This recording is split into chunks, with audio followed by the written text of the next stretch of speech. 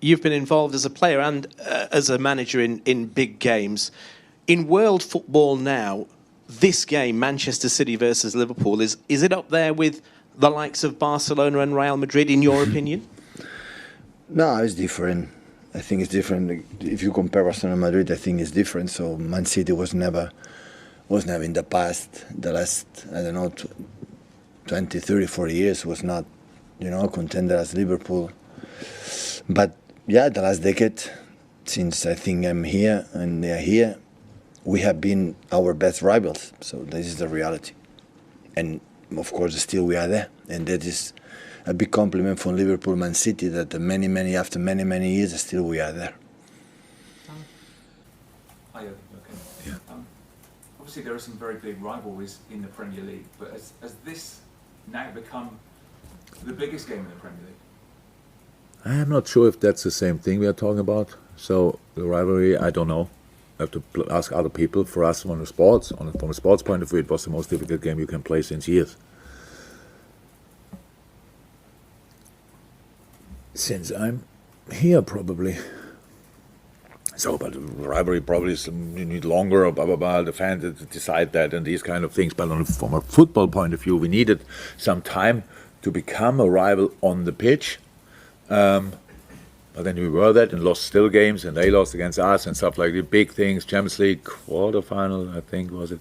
So, big games. From football point of view, definitely yes.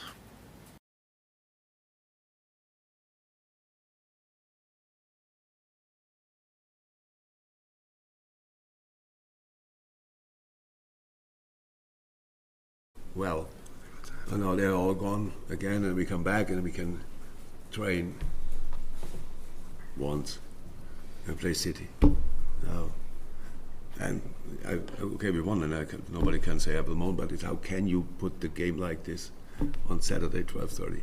Honestly, the people who are making these decisions, they cannot feel football. It's just not possible.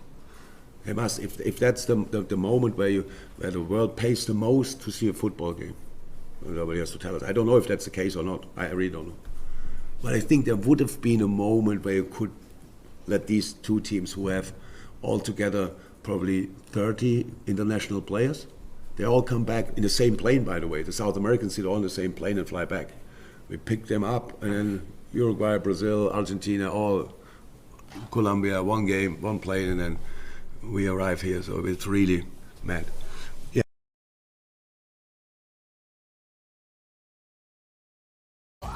I personally don't think it should kick off at this time either, because I think I've said it previously, no footballer wants to be kicking off at 12:30 lunchtime. They don't, because the preparation is completely different to what you normally do. Right. And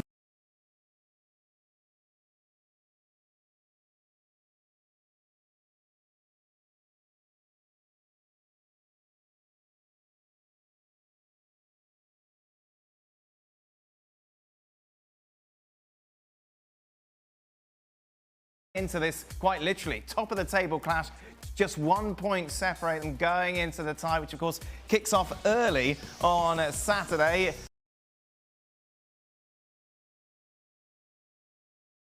Us journalists, we've been debating where the game's going to be won and lost tomorrow. I think it will be in defence, because I think City's attack will be able to find holes in the Liverpool defence, more holes in the Liverpool defence than they will find in the City defence. And that's quite a hard thing to say when you've come off the back of 4-4 against Chelsea, to be fair. But I just think that at the Etihad, where they've got such an invincible record, it could well be... Listen, you've got to go back to 1937 for the last time Liverpool won back-to-back games against City at City. Yeah. I think as far as City are concerned, they're going to be too strong tomorrow. This is why Zishan Saturday is a big one, no doubt about that. It's the strongest team in the world for the last years, and so that's a massive task for each football team in the world, for us as well, but we will give it a try anyway.